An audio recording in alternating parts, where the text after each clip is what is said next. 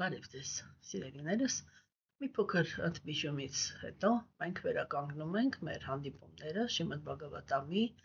ուսումնասիրությունների շուրջ։ Ես զգուշացրել էի, որ երկրից դուրս եմ գալու, գնացել էի հանդիպման աշակերտներիս հետ, որոնց կարելի ասել մի քանի տարի չէի տեսել, եւ ճամփորդության վերջում մի փոքր հիվանդացա, սպասում էի, որ լրիվ ապաքինվեմ, բայց ճիշտ ասած, այնպիսի քանակությամբ նամակներ գտա մեսենջերում, որտեղ անհանգստություններ էին հայտնվում, թե որտեղ եմ կորել եւ շարունակելու ենք այս արդյոք մեր հանդիպումները թե ոչ,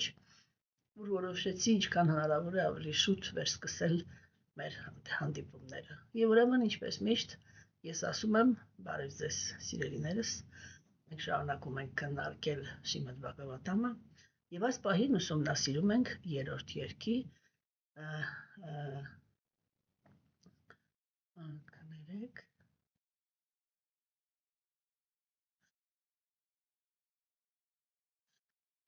երրորդ երգի 7-րդ գլխի 12-րդ տեքստից սկսված։ Սակայն Տիրոջ ազնվորության Վասուդևայի ողորմածությամբ նա, ով աշխարհից հրաժարվելով իրեն նվիրում է Տիրոջն ուղված նվիրված ծառայությանը, կարող է աստիճանաբար ազատվել իր եսի մասին սխալ պատկերացումներից։ Երբ կենդանի էակի զգայարանները բավարարվում են գերհոգու Տիրոջ ազնվորության մեջ, ով իր բոլոր գործողությունների վկան է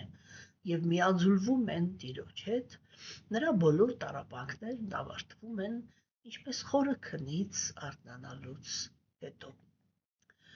Ուրեմն, ինչպես տեսնում եք, բավականին լուրջ տեքստեր են հնչում, որոնք իրենց մեջ պարունակում են առաջին հայացքից շատ այսպես ճնշող իրականում գաղափարներ, չէ՞, եւ իհարկե այստեղ խնդիր է առաջանում, որպեսզի մենք փորձենք հասկանալ, ինչի մասին են այստեղ խոսում արիացիները ըստ էության։ Ուրեմն, ըստ էության, արիացիները իրենք առաջի տեքստում խոսեցին նրա մասին, որ տեքստի վերջից սկսենք քննարկումները, խոսեցին նրա մասին, որ իրենք սկզբունքորեն համարում են, որ նյութական աշխարհում գտնվող կենդանի էակները ունեն սխալ պատկերացումներ իրենց եսի մասին։ Ինչու՞մն է ընդհանրապես գործը։ Տեսեք, ես միշտ փորձում եմ ներկայացնել ձեզ իմ սեփական տրամաբանությունը, որով ես շարունակել եմ ուսումնասիրությունները ընդհանրապես արիական գաղափարախոսության, որովհետև եթե մենք սթափ բանականությամբ, սովորական բանականությամբ դիտարկենք այս տեքստը, ապա այս հայտարարությունը ինքը միանգամից պետք է առիթ դառնար, որպեսզի մենք մտածեինք, որ ինչ-որ տարօրինակ բանի մասին են այստեղ խոսում արիացիները, եւ արդյոք իմաստ ունի նրանց լսել, թե ոչ։ Ինչ իմաստով։ Մենք տեսնում ենք, որ մենք ընկալում ենք մեր զգայարաններով մի աշխարհ, որում մենք գտնվում ենք։ Չէ՞։ Օրինակ, ես նայում եմ այս առարկային եւ տեսնում եմ, որ սա համակարգչի մկնիկ է եւ պարզ գիտակցում եմ, թե ինչ ֆունկցիաներ կարող է այն կատարել։ Իմ այդ գիտակցումը կամ այդ գիտելիքը, որը ես ունեմ, համապատասխանում է ճշմարտությանը, որովհետև եթե ես փորձեմ այս իրը օգտագործել, չգիտեմ, ծաղիկ աճացնելու համար, այն չի գործի։ Չէ՞։ Բայց երբ որ ես փորձում եմ իրեն օգտագործել որպես համակարգչի համար գործող առարկա, այն կատարում է իր ֆունկցիաները։ Եվ հետևաբար ես ճիշտ եմ հասկանում այն աշխարհը, որում գտնվում եմ։ Եվ ամբողջ խնդիրը կայանում է միայն նրանում, թե ես ինչ գիտելիք ունեմ այդ աշխարհի մասին։ Ինչու է սա կարևոր։ որովհետև ասենք հենց գոյատևությունը պահպանելու համար, չէ, շատ կարևոր խնդիր է, որպեսզի մենք կարողանանք մեր արտաքին աշխարհը, որում մենք ապրում ենք, ճիշտ ընկալել։ Պարզագույն օրինակներ։ Գոյությունը պահպանելու համար ամենակարևոր գործոններից մեկը դա սնունդն է։ Եվ եթե մենք չունենք գիտելիք բնության մասին, ապա պարզ կարող ենք տեսնել, որ մեկ-մեկ, օրինակ, թունավոր սնկերը շատ ավելի գեղեցիկ եւ ախորժալի տեսք ունեն, քան օգտակարները։ Համաձայն եք։ Այսինքն խոսքը գնում է միայն նրա մասին, որ ես ճիշտը իմանամ։ Եվ մենք կարողանում ենք հասկանալ, որ մարդկությունը, այո, իհարկե, շատ մեծ փորձ կուտակելով սերնդից սերունդ փոխանցել է, այո, գիտելիքներ, թե որ սնկերն են օգտակար, որ սնկերն են վնասակար, եւ այդ process-ը ինքը շարունակվում է մինչև այսօր։ Հիմա, ինչի մասին են այստեղ խոսում արիացիները, երբ իրենք ասում են, դու սխալ պատկերացումներ ունես քո եսի մասին։ Կներեք, ես մեկ-մեկ հազալու եմ, նախորդ զգուշացրեցի, որ դեռ լրիվ չեմ ապակինվել։ Ուրեմն, սիրելիներս, սա շատ հետաքրքիր կետ է, եւ իհարկե մենք այստեղ կարող ենք երկու ռեակցիա ունենալ։ Մեկը դա նա է, որ մենք կարող ենք համարել, որ մենք բավականին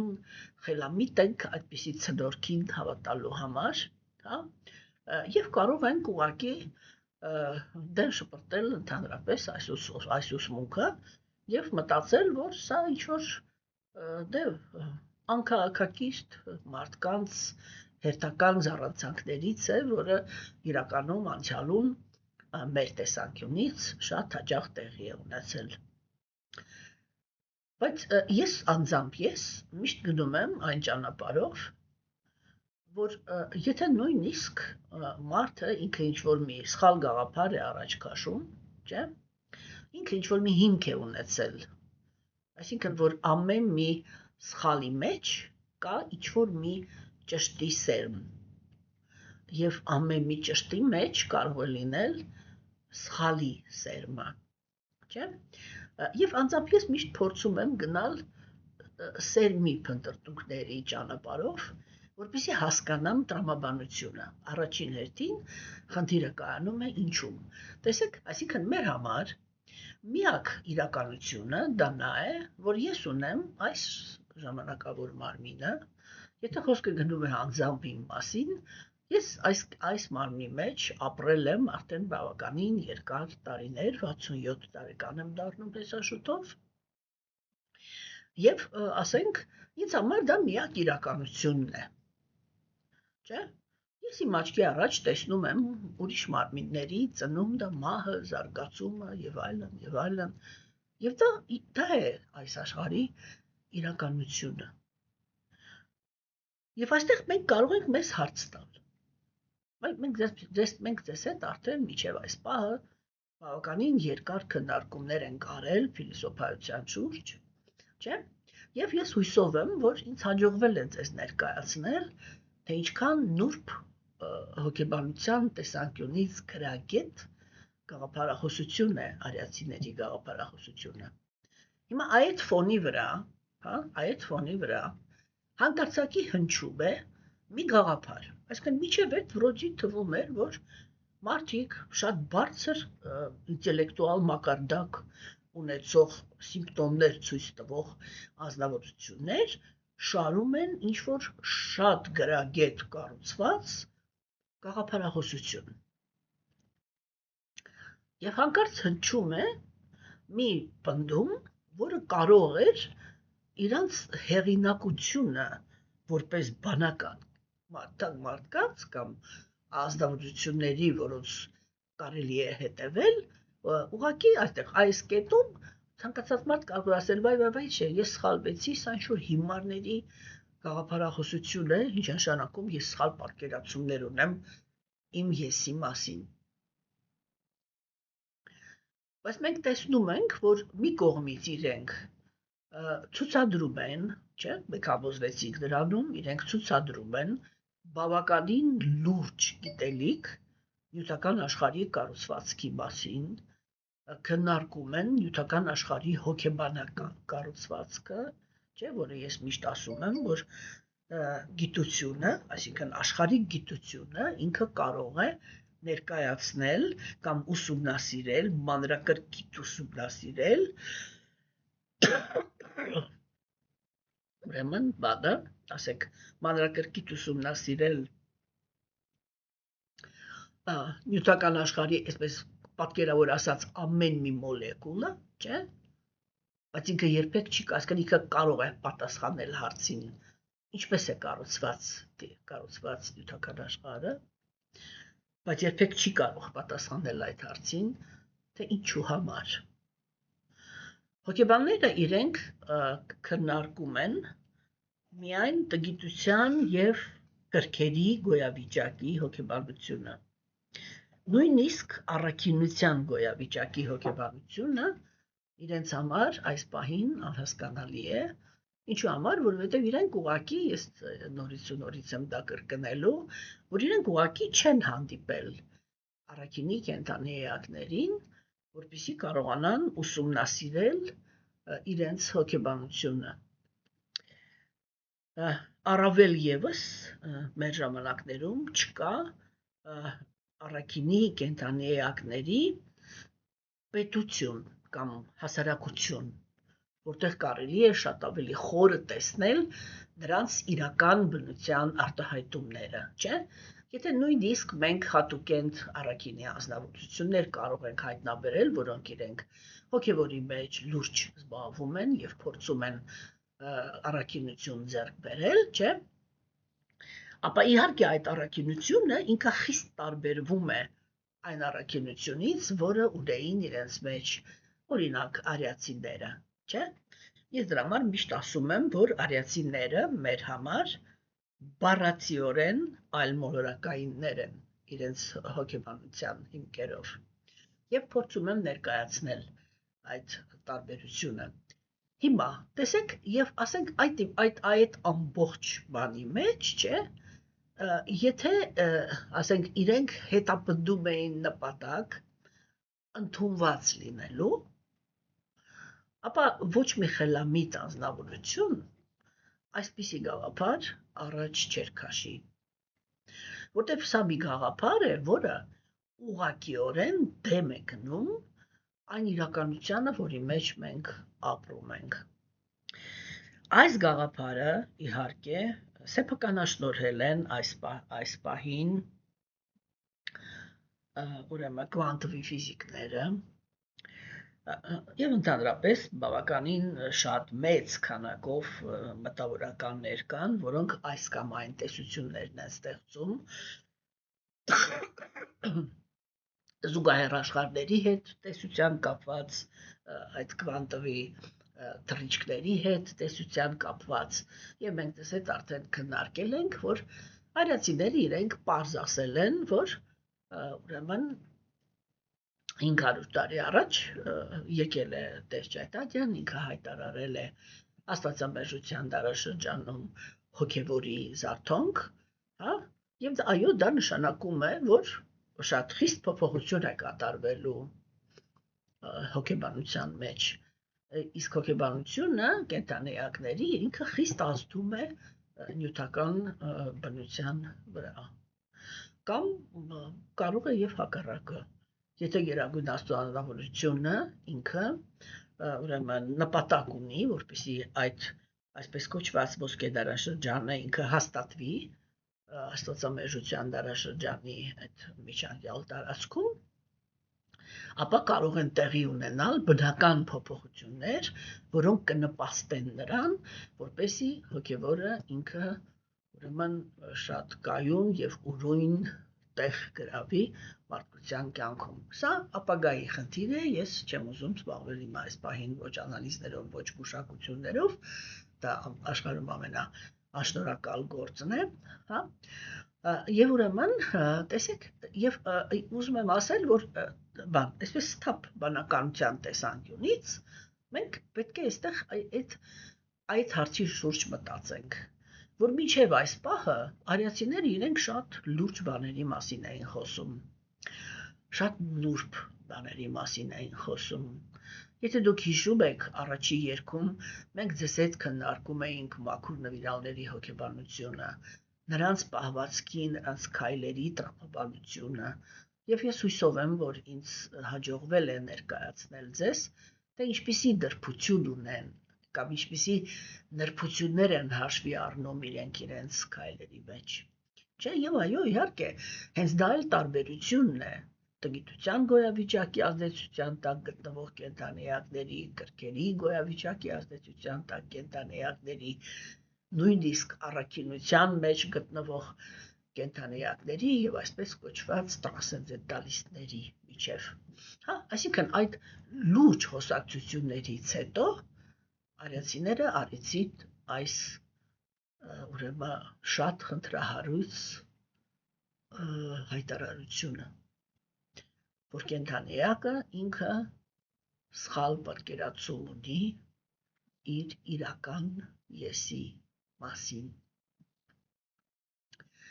Այսինքն ինչ են հիմա փորձում սկսել քննարկել արիացիները։ Իհարկե, մարդուն, որպես բանական էակի, հետաքրքրում է, շատ է հետաքրքրում այս հարցը։ Ինչի մասին է խոսքը։ Հետաքրքրում է այն հարցը, թե ընդհանրապես ինչ է կյանքը, այն որտեղից է առաջանում, ինչու է այն ժամանակավոր, չէ՞, եւ ինչպես կարելի է հաղթահարել մահը։ Մենք ձեզ հետ Բհագավադ Գիտայի քննարկումների ժամանակ քննարկել ենք արիացիների փիլիսոփայական քայլերը, որոնք իրենք անում են տրամաբանության տեսանկյունից, որպեսզի պարզաբանեն, թե ինչ բնություն ունի այն, ինչ կոչվում է կենդանի էակ։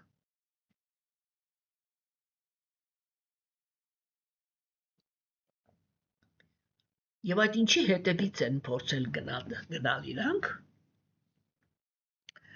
եւ ամենահետաքրքիրը փաստացի համոզվել են, որ իրենց տրամաբանությունը ճիշտ է։ Սա իրականում այդպես առաջի հայացքից միանշանակ խոսակցություն չի։ Հատկապես այն անձնավորությունների համար, ովքեր որ հենված են բանականության վրա։ Ես ամենասկզբից ասել եմ, որ թեկուզ եւ հիմա բարձրագույն գիտելիքները բաց են բոլորի համար, բայց միևնույն է, փորձը ցույց է տալիս, որ հասկանալի իրանք դառնում են միայն այն ազնվորությունների համար, ովքեր որ ունեն քիչ թե շատ խորը բանականություն։ Այսինքն փիլիսոփայությունը ինքը նախատեսված չի,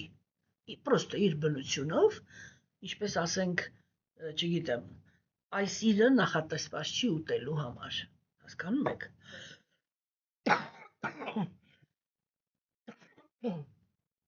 Կներեք, հա։ Այսինքն ամեն մի բան ինչ որ մի պայման ունի կամ ինչ որ մի բանի համար նախատեսված է այս աշխարհում։ Այո, իհարկե, հոգևոր կյանքը, որովհետև ինքը հիմա եկել է, այսպես էլի,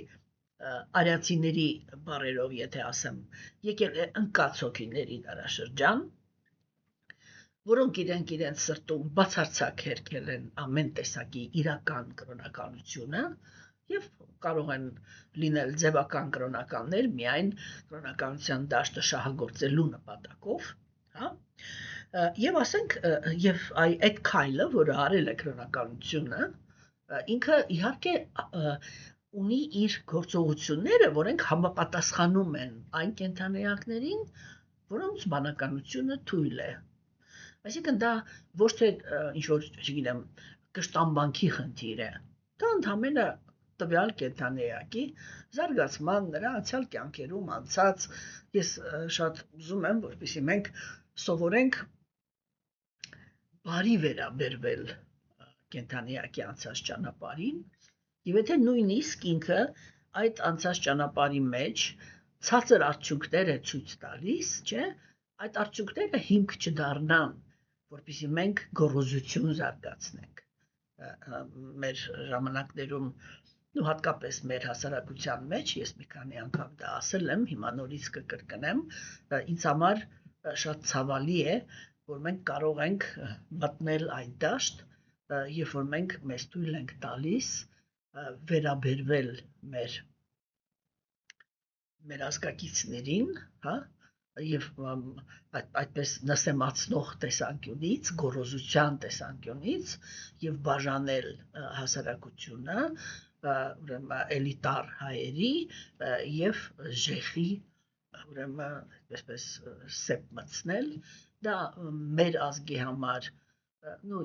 ոչ թե ես հիմա չեմ քննարկի ինքը այդ գաղափարի բանը չէ, ուղղակի ես խորը համոզմունք ունեմ, որ ազգային շահերի տեսանկյունից ցանկացած գաղափար, որը նպաստում է, որպեսզի հասարակությունը պառակտվի, այդ գաղափարը ինքը սխալ է։ Գոռոզությունը էլիտայի միշտ բերում է նախանձի եւ զայրույթի կուտակում այդ ինչին, որ իրանք կոչում են ժեխ։ Եվ դա դարձնում է հետ առաջ ներքին բախումները անխուսափելի։ Արիացիները, ինչպես մենք տեսնում ենք, գնում էին լրիվ ուրիշ ճանապարհով, իրենց կարգախոսն էր, որ եթե դու իրոք էլիտա ես, ապա էլիտա դա նշանակում է, որ դու պատասխանատու ես այն հոգիների համար, որոնք իրենք ունեն ցածր մակարդակ։ Եվ դու ոչ թե գոռոզություն պիտի դրսևորես, այլ պիտի դրսևորես կարեկցանք եւ ողորմածություն։ Եվ ոչ թե պիտի կանգնես այդ պոզայի մեջ, որ ես եմ այն ազնվորությունը, որ քեզ պիտի սովորացնի, իսկ դրա համար դու միշտ քեզ պիտի նսեմացած զգաս, այլ կարեկցանքից դրդված պետք է կիսես քո ունեցած իմաստությունը, որպեսզի բոլորը շանս ստանան բարձրանալու եւ զարգանալու։ Մենք պետք է հասկանանք, որ օրինակ հենց ինքը արիական քաղաքակրթությունը այլանդակվեց եւ վերածվեց նրան, ինչը որ արդեն կար Հնդկաստանում, որպես արիական քաղաքակրթության, այսպես, միակ պետություն, որը պահպանել էր արիական քաղաքակրթության գաղափարախոսությունը, չէ՞, եւ այն ինչ որ մենք հիմա կշտամբանքով ենք կոչում կաստовի համակարգ, կաստային համակարգ, չէ՞, քաջ գիտակցելով, որ նրա հիմքում դրված է գոռոզության հիմքի վրա դաժանությունը սովորական ժողովրդի հանդեպ։ Այո, իհարկե, մյուս կողմից մենք կարող ենք ասել, որ սովորական ժողովուրդը ինքը արժանանում է այն առաջնորդերի, ունի այն առաջնորդները, որին որ արժանացել է, սա էլ է իհարկե, բայց բոլոր դեպքերում, ասենք, ես հիմա խոսում եմ նրա մասին, որ կա ինչ-որ մի մաս, որը ինքը նախատեսված է բանականություն ունեցող կենդանեակների համար, եւ այստեղ շատ կարեւոր է այդ խոսակցությունը, որպեսզի այդ հանգամանքը ինքը չդառնա գոռոզության հիմք, այլ դառնա պատասխանատվության հիմք, որովհետև նա, ով որ ռեալ բարձր որակումի, հասկանում եք, նա միշտ կարեկից է նրանց հանդեպ, ով որ իրենից ավելի ցածր կրթություն ունի։ Եվ սա է միակ գրավականը, որպեսզի ընդհանուր առմամբ հասարակությունը ինքը դառնա զարգացող։ Երբ որ կա գոռոզությունը, դա նշանակում է, որ այն կենդանիակը, որը ինքը բարձր դիրք ունի, ինքը հաճույք է ստանում։ Ինքը հաճույք է ստանում դրանից։ Իսկ սա ինչ է նշանակում, որ հոգեբանորեն ինքը միշտ շահագրգռված է, որ գոյություն ունենա այդպես կոչված ժեխը։ Հասկանում եք, իսկ եթե ազնվորությունը ինքը առաքինի է, առաքինությունը միշտ ծնում է բարիություն, և այդ բարիության հիմքի վրա ինքը կարեկից է, չէ, ինքը միշտ այնպես, ինքը չի կարողանում, ուղղակի հակառակը, ինքը չի կարողանում հանդուրժել, հասկանում եք, ցածր մակարդակի կենդանի էակներին,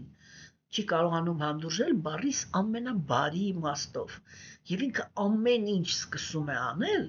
որպեսզի այդ կենդանեակին բարձրացնի, իր մակարդակով բարձրացնի, և սա է, այն նորից եմ կրկնում, սա է գրավականը, որ հասարակությունը ինքը ընդհանրապես այսպես ամբողջովին սկսում է զարգանալ, երբ որ ինքը սկսում է զարգանալ, ինքը սկսում է ամրապնդվել։ Հիմա, երբ որ ավելի բարձր մակարդակ ունեցողները օգնության ձեռք են մեկնում ավելի ցածր զարգացում ունեցող կենդանի էակներին, այստեղ նախանձի և ջղայնության փոխարեն ծնվում է շնորհակալության զգացումը։ Իհարկե հոգեբանները այստեղ կարող են ասել, որ նախանձը ինքը ունի ևս մի ֆենոմեն, չէ՞, այդ ֆենոմենը ինքը կայանում է նրանում, որ հակառակը մարդը ինքը սովորաբար կարող է ատելություն զարգացնել նրա հանդեպ, ով իրեն օգնել է,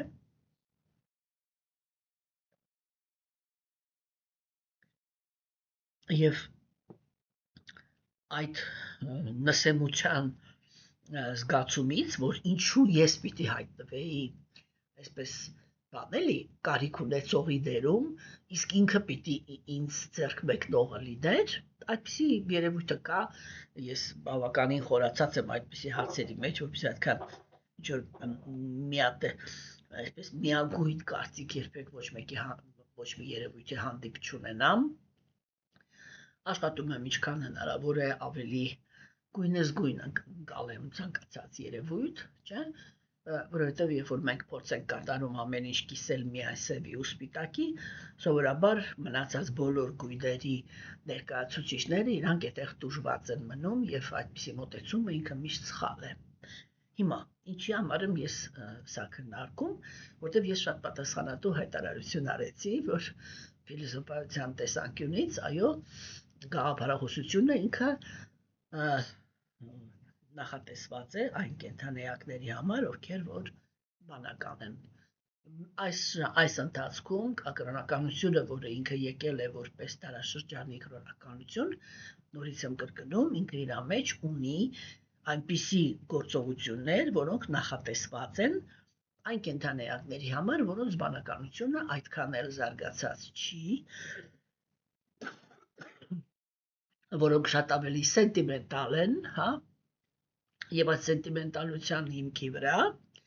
ուրեմն իրենք չեն կարող ուղղակի խորանալ փիլիսոփայության մեջ։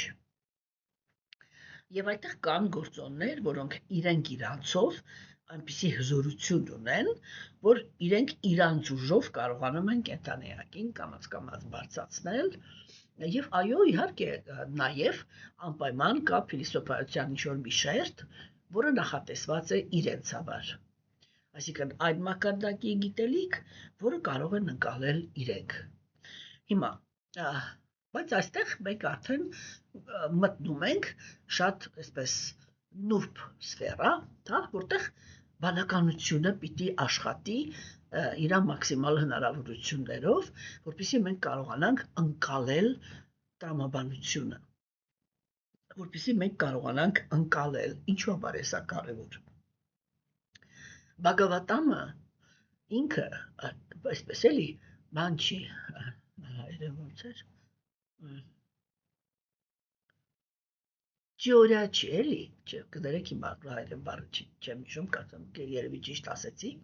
հա, ինքը թեորիա չի, ինքը շատ կիրառական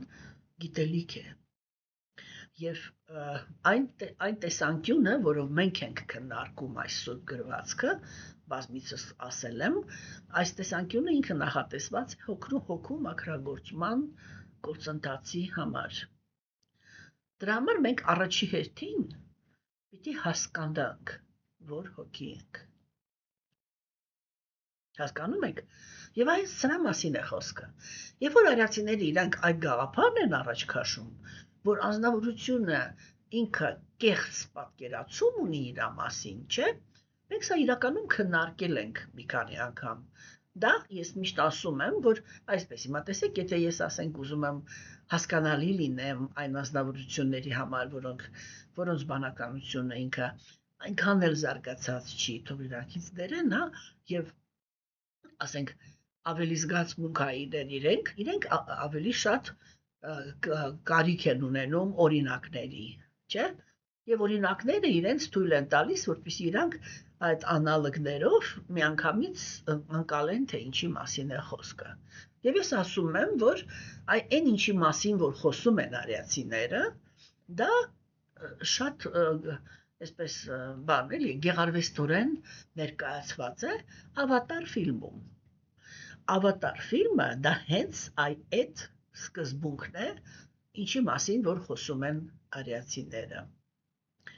Մենք ձեզ հետ բավականին շատ ենք քննարկել այս թեման, թե ինչպես կարելի է նյութական, այսինքն մենք հիմա պետք է երկու փիլիսոփայական շարան ունենանք մեր մեջ։ Մենք երրորդ երկի մեջ էլ դեռ երկար քննարկելու ենք փիլիսոփայությունը։ Հետո նոր միայն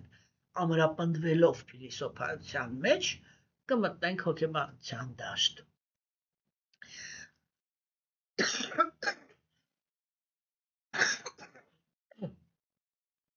Ուրեմն, որն է փիլիսոփայության սկիզբը։ Առաջինը դա նա է,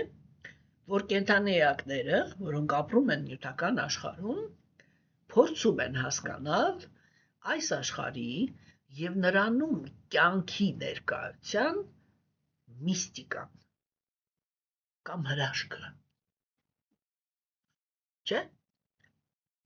Չէ՞ որ ասենք մենք եթե քննարկում ենք արդեն լուրջ, եթե մարդը ինքը լուրջ հետաքրքրվում է, տեսեք, ասենք, այդ տեսանկյունից էլ է, չէ՞ պարզ, որ ինքը այդպես ամեն ինչը միանշանակ չի։ Օրինակ, մարդիկ կան, որոնք իրենք ուղղակի ամբողջ իրենց կյանքում մտածել են միայն ուտելիք հայթայթելու, տուն ունենալու, պաշտպանված լինելու եւ բազբանալու մասին։ Եվ եթե իրենք կարողացել են այդ խնդիրները լուծել, իրենք իրենց համարել են բացարձակ երջանիկ կենդանիակներ։ Չէ՞։ Այո, իրանք գիտակցել են, որ ինչ-որ մի պահ կա, երբ որ ես ծնվել եմ, ինչ-որ մի պահ էլ պիտի լինի, երբ որ ես մահանալու եմ։ Կյանքի ընթացքում միշտ գործել են այնպես, ոնց որ թե իրենք հավերժ են։ Մինչև այն պահը, երբ որ մարմինը ռեալ սկսում է ծերանալ։ Եվ կենդանիակի մեջ մտնում է մահվան վախը, այլ որ իրանք սկսում են զգալ ժամանակի ազդեցությունը, եւ արդեն այ կորում է այդ համոզվածությունը, որ մեծահասակ մարդը, չէ, ինքը այսպես, ինքը ամեն օր չգիտի, վաղը զարթնելու է, թե ոչ։ Ինքը արդեն չգիտի եւ մշտական ապրում է այդ լարվածության մեջ։ Իսկ վաղը ես լինելու եմ, թե ոչ։ Եվ այդտեղ այո, տարիքը ինքը կարող է նպաստել, որպեսզի մարդը ինքը զարգացնի փիլիսոփայության հանդեպ ունակությունը ընդհանրապես, որպեսզի ինքը իրեն հարց տա, թե ինքը ինչպես ապրեց իր կյանքը, հա, կամ ասենք ինչ է մահը, չէ՞ որ իրականում օրինակ մենք մեր ծնունդը չենք հիշում, բայց մահը դա այն սահմանն է, չէ՞, որից մեզանից ոչ մեկ չի կարող խուսափել։ Չէ՞։ Եվ սա ինքը իրական, ես միշտ ասում եմ իմ կեսուրս ինքը մեկ այնպիսի տխուր աչքերով նայում էր, հա, բավականին մեծ էր արդեն 88 տարեկան էր երևի, հա, եւ ինքը այդպես նայում էր բան աչքերով, ասում էր կարծում ես մահանալը հեշտ է։ Հասկանում եք, եւ այբ որ դու զգում էիր, որ այդ իր մեջի ապրող հոգին, որը ինքը գիտի, որ ինքը հավերժ է, հա, եւ հիմա ինքը պիտի մի փորձության մեջով անցնի, եւ քանի դեռ իր մարմինը երիտասարդ էր, այսինքն ինչ որ մի չափով հիշեցնում էր իր հոգեվոր մարմինը, չէ՞, ինքը փորձում էր մեծ խանդավառությամբ ապրել, հաղթահարել կյանքի դժվարությունները եւ այլն, փորձել հաստատվել, այն ինչ որ մենք անում ենք սովորաբար, չէ՞։ Եվ ասենք այ գալիս է այն տարիքը, եւ ինքը տարիքը ստիպում է մարդուն, որ մարդ ինքը սկսի մտածել։ Հենց այդ հոգեբանությունը հաշվի առնելով, ես միշտ ասում եմ, արիացիները իրենք բաժանում էին մարդու կյանքը մասերի։ Իրենք ասում էին, առաջի 25 տարին մարդուն պետք է սովորեցնել ապրել։ Այ ես միշտ դա ասում էի, հիմա կամաց սկսում եմ նկատել, որ Աստծո ողորմածությամբ երևի թե դա իրոք սկսում են հաշվի առնել, չէ՞։ Որ ասենք, մենք չենք սովորեցնում։ Կրթական համակարգը ինքը չի սովորեցնում մարդկանց ապրել։ Հասկանում եք, հոգեբանության արվեստի ինչ որ մի մասը, ինչպես օրինակ տեսեք, ասենք, որպեսզի կենդանիակը ինքը հետագայում հնարավորություն ունենա դառնալ լուրջ քիմիկոս, չէ՞, մենք դպրոցում դնում ենք հիմքեր քիմիայի, կամ դնում ենք հիմքեր ֆիզիկայի, դնում ենք հիմքեր մաթեմատիկայի, բիոլոգիայի, գրականության, պատմության, չէ՞, արվեստի եւ այլն եւ այլն։ Եվ այդ հիմքերը հետագայում օգնում են, որպեսզի ազնվորությունը ինքը զարգացնի, ընդհանրի բան, բարձրագույն կրթության համակարգ, շարունակի իր կրթությունը եւ դառնա հասարակության համար պիտանի ազնվորություն, բարձր որակի, չէ՞։ Հիմա այն նույնպես, հասկանում եք, օրինակ արիացիներ իրանք այդպես էին անում, այդ հոգեբանության ամենապարզ բաները, որ ազնվորությունը ինքը պետք է իմանա, որպեսզի կարողանա հարաբերությունները ճիշտ վարի, չէ՞։ Ուրեմն իրենք դա սովորեցնում էին երեխային ամենասկզբից, 5 տարեկանից, կամաց իրեն այդ հոգեբանությունը սովորացնելով տանում էին առաջ։ Հիմա իրենք արիացիները սովորեցնում էին երեխաներին առաքինության գոյավիճակի կանոնները։ Ինչու՞, որովհետև դա առաքինի կենդանիակների հասարակություն էր, չէ՞։ Եվ այնտեղ տգիտությունը եւ կիրքը քննարկվում էր, եթե այսպես կոպիտ ասեմ, որպես թեորիա, որը իրենք կարող էին տեսնեին միայն հասարակության ամենացածր շերտերում։ Եվ իրենց սովորեցնում էին ճիշտ վարվել, այսինքն այդ ինչ որ ես նոր քննարկեցի, որ եթե դու քո մեջ ռեալ առաքինություն ունես, առաքինությունը ինքը երբեք չի զուգորդվում գոռոզությամբ։ Ցանկացած բարձր որակ, որը միացավ գոռոզության հետ, դա արդեն նշանակում է, որ այդ կենդանիակը ինքը մտավ կրքերի գոյավիճակի ազդեցության տակ։ Եվ ինքը ժամանակի ընթացքում կորցնելու է իր առաքինությունը, եթե չկանգնեցնի իր գոռոզությունը։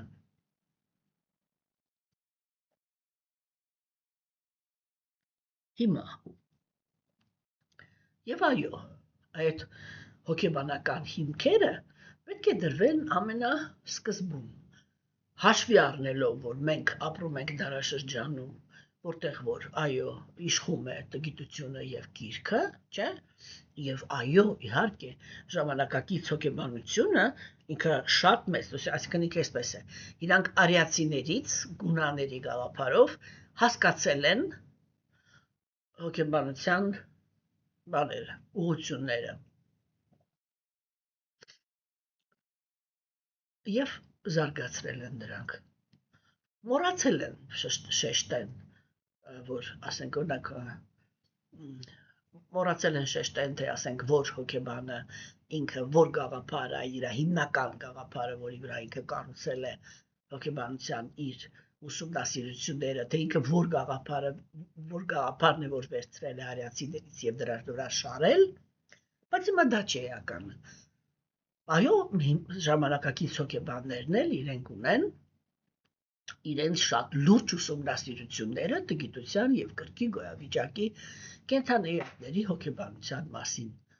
Եվ սա նշանակում է, որ հենց ամենասկզբում,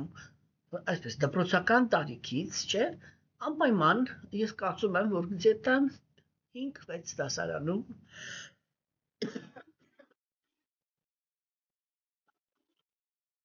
պետք է մտցվի տարրական հոգեբանությունը,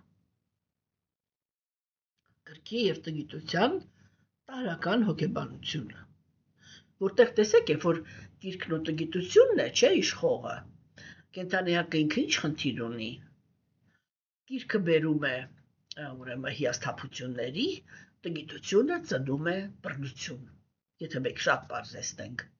չէ, ուրեմն կենթանիակը ինքը մտնում է մի հասարակության մեջ, որտեղ եւ ինքն է ազնվորություն, որի հետ շփման մեջ ցանկացած մարդ դատապարտված է հիասթափություն ապրելու կամ բռնության ենթարկվելու, նուրբ կամ կոպիտ արդեն էական չի, չէ, կամ ուրեմն կամ եւ ինքն էլ իր հերթին մտնում է մի հասարակություն, որտեղ ինքը ցանկացած պահի կարող է խորը հիասթափությունների հանդիպել եւ բռնության ենթարկվել։ Այսինքն ինքը պետք է ունենա հոգեբանական ինստրումենտներ, որտեղ ինքը կարողանա դիմակայել այդ երևույթներին, չէ, դրա համար ինքը պետք է ունենա հստակ ուժեղ ձևավորված անձնական սահմանների գաղափար իր մենտալիտետում, չէ, եւ եթե հանկարծ արդեն հանդիպեց իրանից շատ ավելի հզորի, որը կարողացավ այդ պաշտպանությունը ջարդել եւ մտնել իր տարածք, կարողանա այն փլատակները, որ իրենից կսարքեն հիասթափության կամ բռնության արդյունքում, այդ փլատակներից կարողանա վերածնվել եւ շարունակել ապրել։ Սա է տգիտության եւ կրքերի գոյավիճակի հասարակության կարևորագույն ունակությունը, այսպես էլի կոպիտ ասած կենթանի մնալու համար։ Հասկանում եք, հիմա ուրեմն այս պահին մենք ուրեմն ձեզ հետ քննարկում ենք այդ հայտարարությունը, չէ, որ հիմա տեսեք, ես ասեցի զգացմունքայնության մասին, այդ զգացմունքայնության տեսանկյունից, չէ, ես ասում եմ, որ ավատար ֆիլմն է, որը ինքը ներկայացնում է այս գաղափարը, որն է այս գաղափարը, որ կենթանիակը ինքը գտնվում է, իր իրականությունը գտնվում է մի ուրիշ տեղ, եւ իրան ինչ-որ մի միջոցով կապում են մի հատ մարմնի հետ, որը իրականում գոյություն չունի։ Չէ, եւ տեսեք, իրանք այնտեղ են այդպես ներկայացնում, որ այդ նույն ավատարը ինքը այդտեղ ամուսնացավ, ունեցավ երեխաներ, եւ դա դարձավ իր միակ ռեալությունը։ Ուղղակի այդտեղ իհարկե պետք է այսպես հարգանքի դուրքը տալ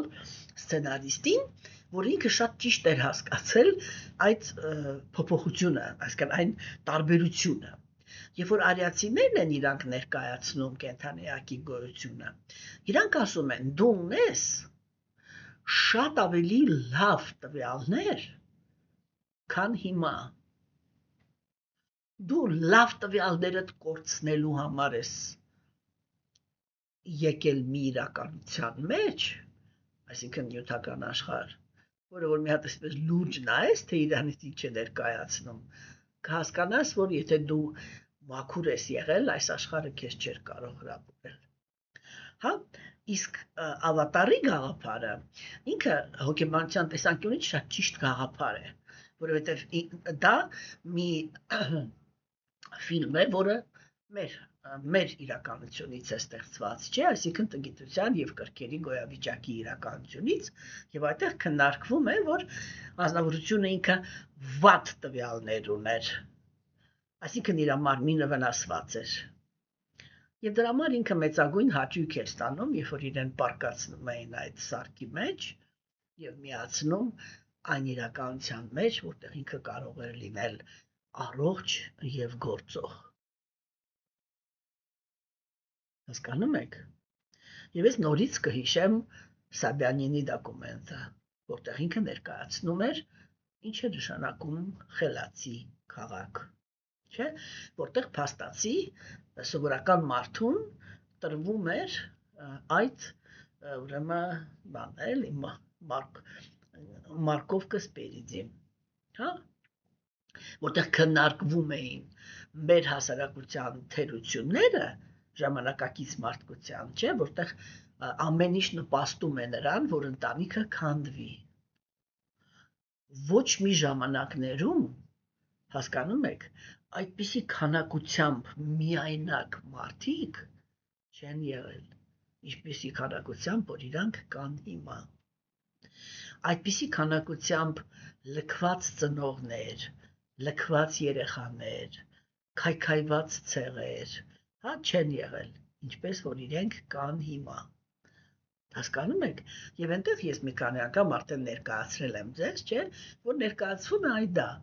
որ ասենք հա հիմա իսկ ձեր մարդը չքննարկենք, չէ, թե ասենք ձեր մարդուն ինչ թոշակ է տրվում։ Եվ իրականում դա ֆանտաստիկա է, որ մարդը ինքը կարողանա այդ թոշակի սահմաններում ապրի։ Եթե ինքը կողքից որևիցե մի օգնող չունի։ Դա բացարձակ աղքատության իրավիճակն է։ Երբ որ այն մտածում ես, ուզում ես պատկերացնես այն մարդուն, որը այդ թիվը գրանցում է մեծահասակի համար, որ ինքը պետք է, ասենք, այդ թվով ապրի։ Հասկանում եք, չէ՞։ Ուղղակի հրաժարվում ես պատկերացնել, թե ինչպիսի մարդ պիտի լինես, որ կարողանաս այդպիսի թիվ գրես ուղղակի, այսպես մեխանիկորեն գրիչը վերցնես եւ գրես, ու քեզ դրանից հետո շարունակես համարել մարդ։ Հասկանում եք, չէ, իրականում էլի, եթե լուրջ ենք խոսում, առանց ոչ մի քաղաքական բաների, հոգեբանություն ենք հիմա քննարկում, չէ, հասկանում եք, ուրեմն Հավապատասխան իրենք խոսում են նրա մասին, որ թվային այդ չիպիզացիայի ուրեմն գործընթացը ինքը հնարավորություն կտա ազդել մարդու գիտակցության վրա այնպես, որ ինքը ունենա ավելի վատ իրականություն, բայց ինքը իր մեջ համոզված լինի, որ ավելի լավ իրականության մեջ է եւ հետեւաբար լինի բավարարված։ Հա, հիմա հայերի լեզվով ասեմ, ուտի լապշա, բայց մտածի, որ ուտում է խաշխորոված, հա, ունենա իրեն բացարձակ արհամարող երեխա, բայց 100% համոզված լինի, որ երեխան, այսպես պատկերավոր ասած, շաբաթը մի անգամ գալիս է իր տուն եւ պահում է իրան այնպես, ինչպես որ ինքն է երազում։ Եվ բավարարված շարունակի ապրել։ Իլյուզիա, սա կոչվում է իլյուզիա։ Հա, դրա համար ես միշտ ասում եմ, թվային տեխնոլոգիաները հիմա ձգտում են երկրորդ իլյուզիան, այսինքն արիացիները ասում են, կոգնիտիվական գոյությունը արդեն մի հատ իլյուզիա է։ Հիմա այդ նույն սխեման վերցվել է եւ փորձվում է իրականացվել, որ իլյուզիայի մեջ, երկրորդ իլյուզիայի մեջ պահեն մարդուն։ Թե ինչի դա կբերի այս պահին դեռ ես նորից եմ կրկնում ամենաանշնորհակալ գործը այս աշխարհում դա գուշակություններ անելն է, կյանքը ինչ-որ հունով կզարգանա, և երբ որ այդ իրականությունը կգա, այն ժամանակ կմտածենք ինչպես դրա մեջ ապրել։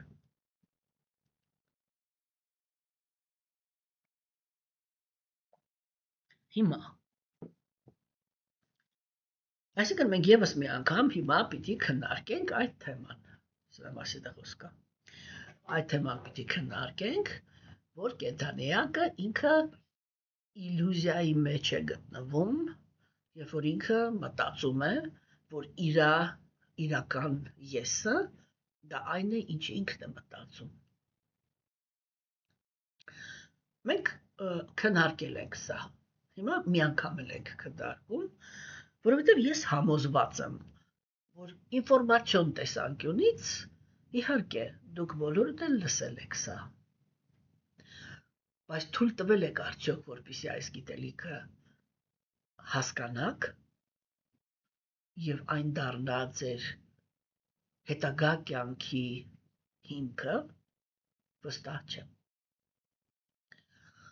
Որն է արիացիների տրամաբանությունը։ Արիացիները իրենք ասում են, առաջի կետը, ամենասարսափելի բանը այս աշխարհում ոչ թե նա է, որ ես ծնվել եմ, այլ նա է, որ ես մեռնելու եմ։ Հիմա, եթե մենք հետազոտում ենք հոգեբանության տեսանկյունից, ինչ է նշանակում կյանք, հա? Այ ինչն է, հիմա ես կենդանի եմ, ես դարձա դիակ։ Ինչը վերացավ։ Մենք սա քննարկել ենք, ուղղակի կրկնում ենք։ Ինչը վերացավ։ Վերացավ գիտակցությունը։ Քիմիական տեսանկյունից մնացած ամեն ինչը մնաց իր տեղում։ Ուղղակի բեկել կանգնեց։ Չէ, իսկ ինչ է նշանակում։ Ինչ որ մի հատ մեխանիզմ ինքը запустили, հա, այսինքն աշխատացրեցին, մեկ էլ ինչ որ մի պահի ինքը ուղղակի կանգնեց։ Չէ, ընդ որում այդ կանգնելու մեջ մենք տեսնում ենք երկու տեսակ, չէ։ Մեկը դա նա է, որ ազնվորությունը ինքը մահանում է հեռու բոլորի տնից տեղից, համոզված եմ, որ բոլոր մեծերը նույն բանն են աղոթում, հա։ Մեկը ինքը մահանում է շատ տանջալից, որտեղ իր համար ակնհայտ է լինում, որ ինքը գնում է դեպի մահ, հա, եւ այդտեղ կարող ենք ասել, այո, ազնվորությունը կամ իր շրջապատը այնպես են իր հետ վարվել, այ հոգեբանություն չի եղել, այդ հոգեբանությունը չի կարողացել, մարդը ինքը կրթություն չի ունեցել, թե այդ ամեն ինչը ոնց Մարսի, ոնց դրա տակից դուրս գա, եւ այդ բոլոր նեգատիվ բաները մնացել են իր մեջ, կամաց փթացրել են իրան, եւ ինքը վերջում այդ կամաց դանդաղ փթելով մահացել, սա տառապալից մահն է, հաստատ կապայի, չէ, եւ կա ուրիշ երևույթ, դա այն է, որ կենդանիակը ինքը շատ հանկարծակի է մահանում, իհարկե դա էլ է միշտ նշանակում, որ ինչ որ մի բանը սահմանի է եկել, հասկանում եք, չէ, ու այդ մահվան գիծը հիմա տարբերում է, այսինքն ճիշտ ֆիզիկապես, ինչը վերացավ, գիտակցությունը, ուրեմն գիտակցությունն է կյանք տալիս, արիացիները այսպես են մտածում, ուրեմն սխալ է կյանքի հիմքը փնտրել մեխանիկայի մեջ, սերմի, գենետիկայի, DNK-ի, եսի միջի, գիտակցությունն է, որ կյանք է տալիս, այո, թե ինչպիսի դա պիտի լինի նյութական մարմինը տվյալ կյանքում, կարող ենք հետազոտել գենետիկայով, DNK-ով, էմիսով, ոչ մի խնդիր չկա, դա իր մեջ դրված ծրագիրն է, կակրաս, հենց այն ինչ որ ասում են արիացիները, որ կա ճակատագիր, չէ, ինչ է նշանակում DNK, ծնված օրից, չէ, տվյալներ, որոնք ինչ են անում, որոնք քեզ դատապարտում են, չէ, ինչ որ մի հատ իրականության, եւ դա կոչվում է պարզ լեզվով ճակատագիր,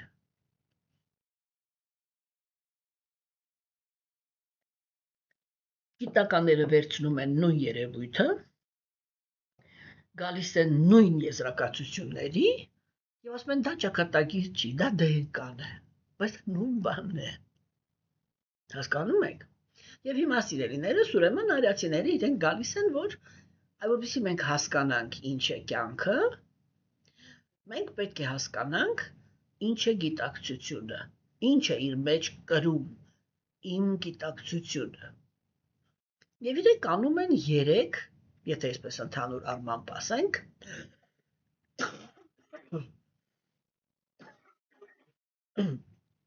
3 շատ կարևոր քայլ։ Առաջին քայլը, որ իրենք անում են, դա նա է, որ փորձում են հասկանալ, թե գիտակցությունը ինքը նյութական աշխարհի հետ ինչ որակներ ունի, այսպես, ինչ որակներ է դրսևորում գլխավոր, չէ՞։ Եվ երբ որ իրանք հետազոտում են, իրանք տեսնում են, որ ցանկացած կենդանի էակ ունի հավերժ ապրելու ձգտում, ընկալելու պահանջ, հա, եւ ուրեմն եւ երջանիկ երանելի լինելու ձգտում։ Եվ թվում է, որ всё, հարցը պարզվեց։ Գիտակցությունը ինքը ձգտում է այս 3 բանին։ Բայց մտածողի համար, չէ՞ օրինակ ասենք հիմա, ցանկացած մարդ, որը ինքը մի հատ կմտնի իր մեջ, ինքը բարձ կտեսնի։ Այո, իհարկե, ես ուզում եմ միշտ լինել։ Եվ մահվան գաղափարը ինձ համար սարսափելի է։ Այո, իհարկե, ես ուզում եմ ամեն ինչը ընկալել, որպեսզի հասկանամ ճշմարտությունը։ Թե ոչ թե մինիմալ, պրոստը, որ երբեք խաբված չլինեմ։ Ինչու համար, որ ոչ մի կենդանի էակ չկարողանա ինձ վնասել։ Եվ այո, իհարկե, ես միշտ ուզում եմ երջանիկ լինել։ Չէ՞։ Հիմա, բայց տեսեք ասենք, եւ կարելի ասել, հա, всё, հոգեբանությունը հասկացանք, բայց այրացիները իրենք քայլ են անում առաջ, ասում են, բայց մի րոպե, սպասի։ Իսկ ինչ բնություն ունի նյութական աշխարհը։ Նյութական աշխարհը իր մեջ ունի ծնունդ, մահ, ամեն մի մարմին սահմանափակված է, ինչ որ սահմանափակումներով սահմանափակված է իր ընկալման հնարավորությունների մեջ եւ եթե նյութական աշխարհին այսպես ուղղակի թողնում ես, որ ինքն իրանով գործի, ինքը իր մեջ երջանկություն պարունակող ոչ մի տրամադրություն չունի։ Ինքը երջանկություն ապահովելու համար չի նախատեսված։ Բա ինչի համար է ինքը նախատեսված։ Պայքարի։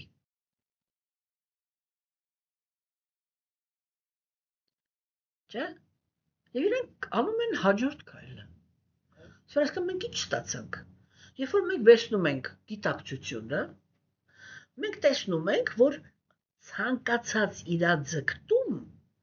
կապված է կատարելության հետ։ Իսկ կատարելությունը հավերժության մեջ է։ Այսինքն, գիտակցությունը ինքը ձգտում է հավերժ բանանել, հավերժ գոյատևել։ Գիտակցությունը ձգտում է կատարյալ ընկալում ունենալ եւ լինել հավերժ երջանիկ։ Նյութական աշխարհը ինքը տալիս է մահ։ Նյութական աշխարհը տալիս է սահմանափակ ընկալում։ Նյութական աշխարհը ինքը տալիս է դժբախտություններ։ Ինչ ստացանք, որ գիտակցության եւ նյութական աշխարհի միջև կա հակասություն։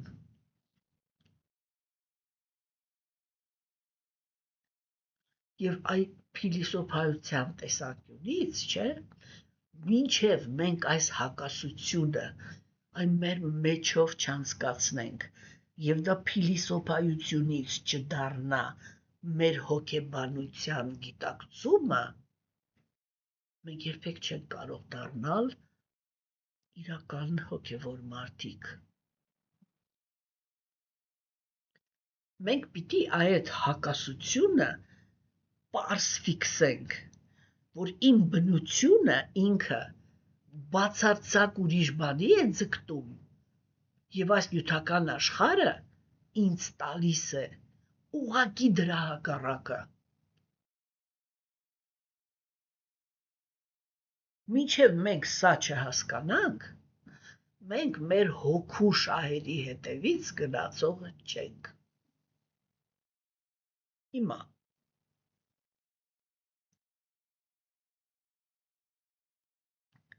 հաջորդ քայլը դա նա է, որ եթե ես ֆիքսեցի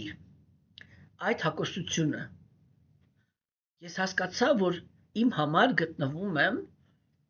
վտանգավոր վայրում, եւ այդտեղ ես ընկալում եմ իմ ամենամեծ իլյուզիան, որ ես երջանկություն եմ փնտրում մի աշխարհում, որը երջանկություն տալու համար չի ստեղծված։ Հասկանում եք, սրանք գաղափարներ են, որը ես բազմիցս ասել եմ, բայց այս գաղափարները պիտի հասնեն մեր սրտին։ Թե չէ գիտելիքը ինքը մնում է ուղղակի ինֆորմացիա գլխի մեջ։ Հա, գլուխը դառնում է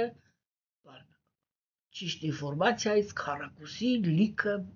մի հատ արկղ։ Հետո ոչ մի բան։ Հասկանում եք, սիրելիներս։ Եվ սրանք իրականում շատ կարևոր կետեր են։ Հիմա գնում ենք առաջ։ Չէ՞։ Ուրեմն, երբ որ ես սա հասկացա, որ ես այս աշխարհում փնտրում եմ մի բան, որը այս աշխարհում չկա, ինչը փոխվեց։ Դուք պատկերացնում եք, ասենք, այս հասկացողությունը ինչ հեղափոխություն պիտի կատարի իմ մեջ։ Չէ՞։ Ու տեսեք, այստեղ միանգամից հարյուրավոր հարցեր են, չէ՞, առաջանում։ Բայց չէ՞ որ ես շարունակելու եմ այստեղ ապրել։ Բայց հիմա ես արդեն հասկանում եմ, որ այնինչ ես այստեղ փնտրում եմ, դա այստեղ չկա։ Կա դրա իլյուզիան, կրքերի գոյավիճակ, երբ որ կրքերը համընկան, հա, ու ես այդ պիտի հասկանամ, որ կրքերի համընկնումը խիստ ժամանակավոր է։ Այո, կարող եմ տրամադրվել այդպես, որ եթե հանկարծ համընկավ, մեծ ուրախությամբ ընդունեմ այդ համընկությունը, ապրեմ այն երջանկությունը, որը ինձ տրվեց, բայց եւ միշտ գիտակցեմ, որ սա իր վերջն է ունենալու։ Հա? Եվ ես պիտի հարցի պատասխան ունենամ, ինչ եմ անելու, երբ որ վերջացավ։ Ինչու՞մ է կենդանի էակի սենտիմենտալությունը, ինչքան էլ ինքը ուզում է խելացի լինի։ Ինքը ոչ թե կեղծ եսի, այլ կենդանի էակի սենտիմենտալությունը ինչու՞մ է, որ ամեն անգամ, երբ որ ինքը հանդիպում է կրքի համընկնությանը, ինքը չի կարողանում մտածել, որ սա վերջանալու է, որտեղ այդտեղ հոգին է ռեակցիա տալիս, այսինքն ինքը ինչով է ռեակցիա տալիս, որ սա այն է, ինչի համար, որ ես նախատեսված եմ, ես հիմա երջանիկ եմ, չէ՞։ Եվ կենդանիակը ինքը միանգամից, այսպես կոպիտ ասած, գլուխը կորցնում է եւ սկսում է ապրել այն զգացումով, որ սա լինելու է հավերժ։ Եվ այդ կրքի համընկման սկզբնական փուլում մարդիկ իրենք դուք չեք պատկերացնում, թե հատկապես մեր դարաշրջանում ինչ քանակությամբ հաջորդ կյանքեր են իրենց համար պատրաստում, երբ որ հավերժություն բառով սկսված գաղափարներ են առաջ քաշում։ Մենք ուզում ենք հավերժ լինել իրար հետ։ Ես ուզում եմ հավերժ մյուս կյանքում, չգիտեմ ինչ։ Հասկանում եք, դա այնպիսի կապեր է ստեղծում, որ հետո մյուս կյանքում, հա, կենդանի այս կյանքում արդեն կրքերը ավարտվում են, մարդիկ իրանք բաժանվում են իրարից, այդ ապուշ պայմանագրերը կնքած, հասկանում եք։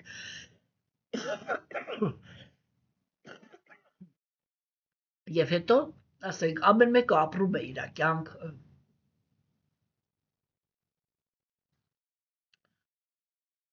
Զարգացնում է իր բնությունը, Եվ այնպես չի, որ մահվան պահին այն ինչ որ այդ կենդանիակը արդեն իրենից ներկայացնում է, դա այն ազնվորությունն է, որի հետ ուզում էին հավերժության մեջ ապրել։ Հա? Եվ հետո մարդիկ նորից ծնվում են, իրանք ասել են ուզում ենք իրար հետ հավերժ ապրել։ Եվ հանդիպում են բնավորություններ,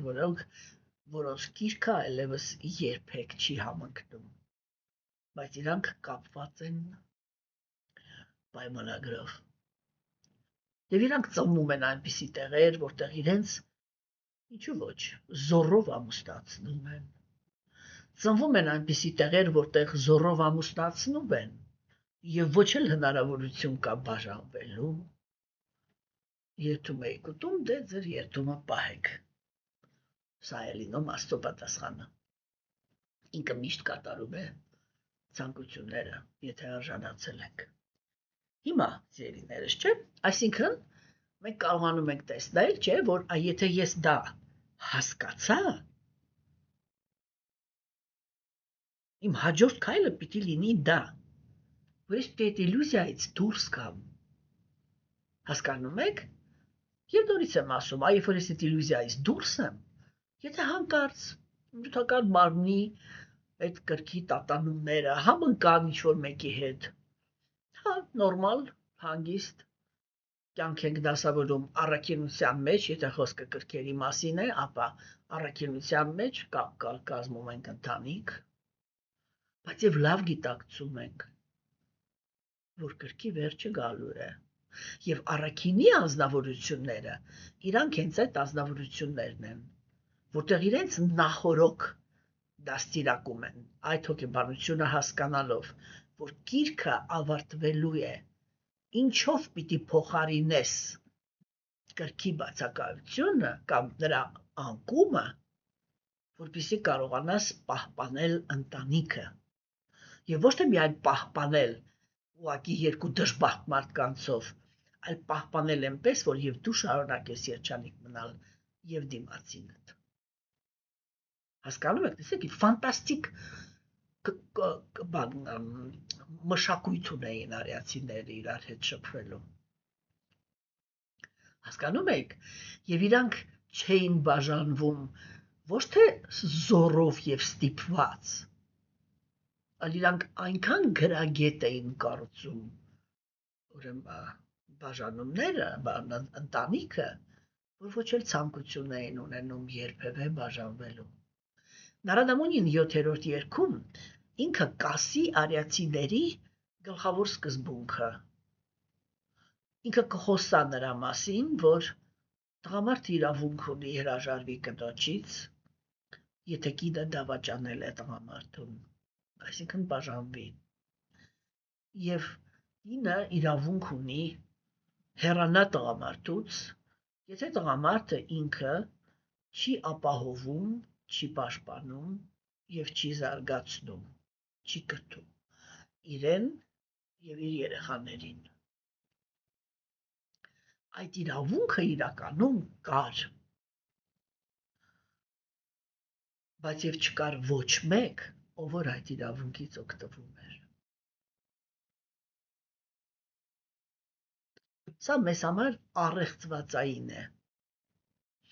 հեքիաթային ուղղակի, բայց դա իրենց իրականությունն էր։ Հիմա, սիրելիներս, չէ՞,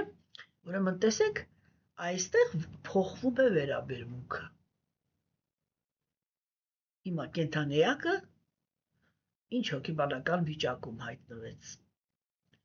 Մինչև այդ ինքը հույս ուներ, որ այս աշխարհում կա երջանկություն, հատկապես սեռական հարաբերությունների մեջ։ Ինքը փորձարկում է այդտեղ իրեն երջանկություն գտնել, եւ այո, իհարկե, եթե իր գիտակցությունը այդ մակարդակի է, որ ուղղակի կենդանական սեռական հարաբերությունը իրեն արդեն երջանիկ է դարձնում, որտեղ ինքը, ասենք, այսպես ասենք, էլ իր հոգեբանության մեջ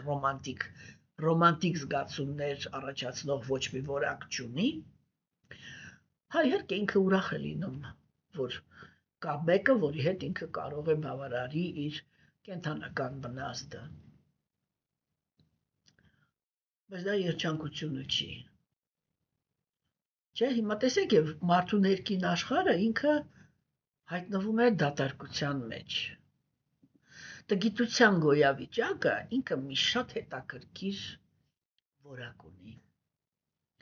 Եվ օրինակ հիմա եթե ինձ լսում են տգիտության գոյավիճակի մեջ գտնվող ազնվորությունները, իրանք հիմա իրենց մեջ ինձ հակաճառում են։ Ասում են ոչ, այո, ես դա ունեմ եւ ես շատ երջանիկ եմ։ Երբ որ Տեր Քրիստոսն Բhagavad Gita-ում բացատրում է գունաների մեջ երջանկությունը, ինքը ասում է. երջանկությունը տգիտության մեջ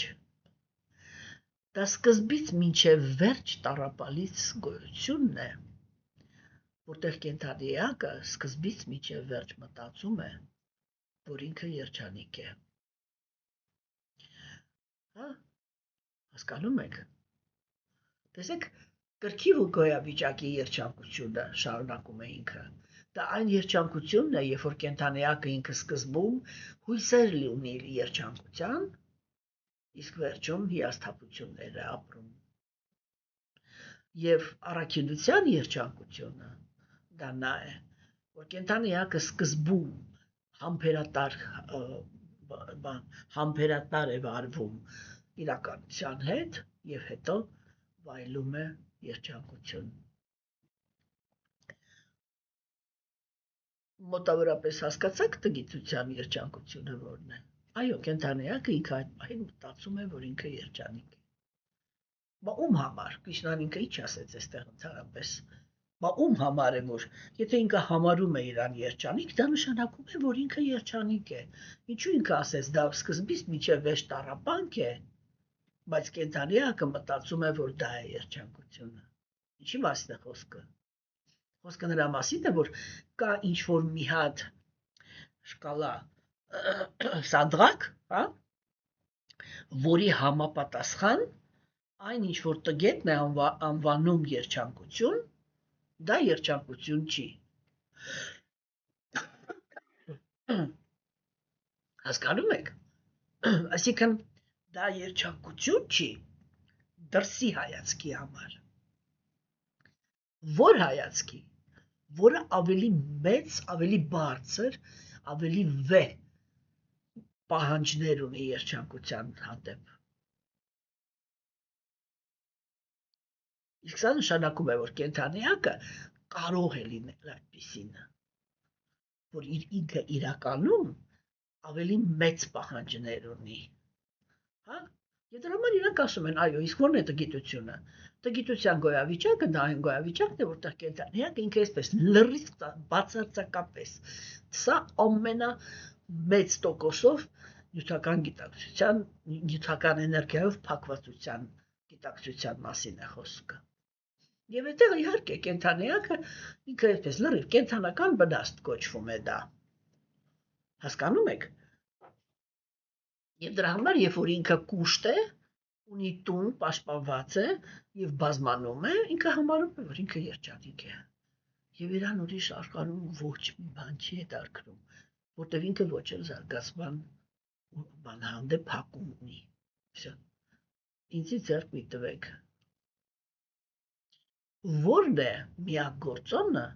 որը բրդում է կենդանիակին ընդհանրապես դեպի առաջ։ Տգիտությունը իր մեջ ունի բռնություն։ Բռնությունը տառապանք է պատճառում։ Եվ երբ որ կենդանիակը ինքը ստանում է, ուրեմն այդ տառապանքը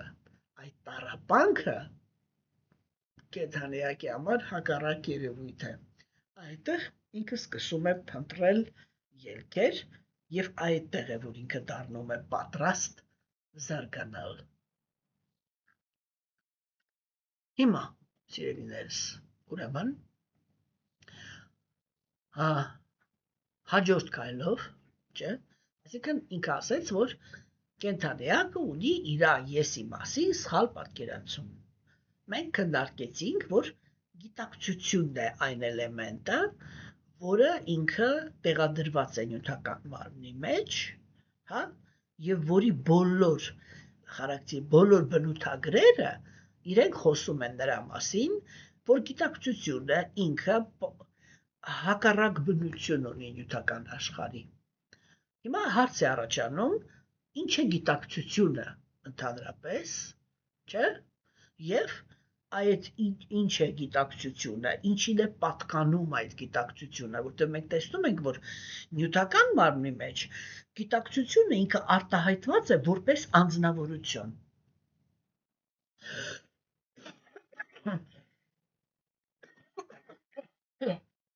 Հիմա գիտակցությունը ինքը մահվան պահին թողեց իր նյութական մարմինը։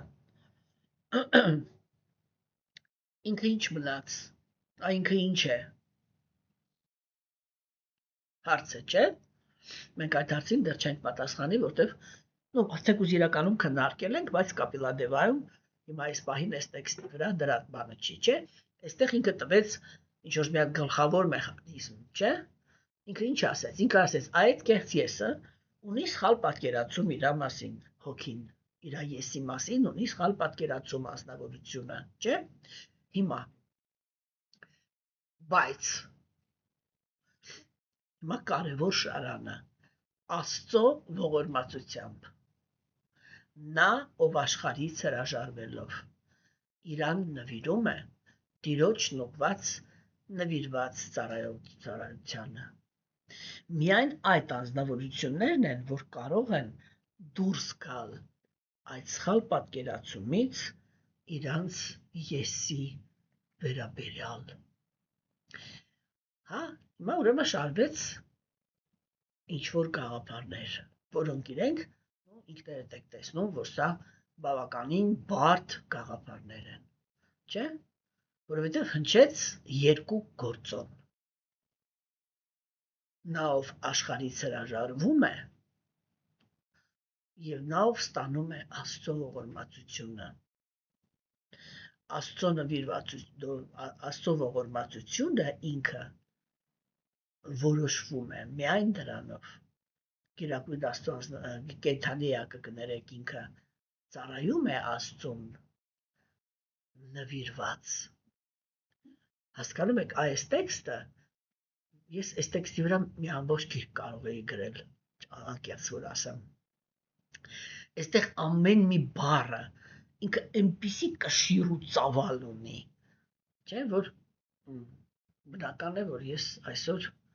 այս տեքստը չեմ ավարտի։ Եվ ուրեմն այ հաջորդ գաղափարները, թե ինչ է նշանակում նվիրված, ինչ է նշանակում ծառայություն, ինչ է նշանակում հրաժարվել այս աշխարհից եւ ինչ է նշանակում ստանալ Աստծո ողորմածությունը, մենք այդ ուրեմն թեմաները կքննարկենք ուրեմն հետագայում։ Եվ այսօր այսքանը, ես շատ ուրախ էի վերականգնել մեր հանդիպումները, հույսով եմ, որ դուք էլ հիմա կուրախանաք,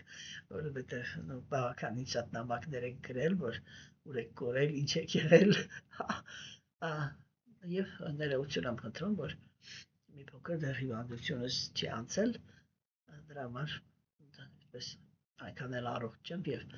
հոսքս այնքան էլ այսպես սահուն չի։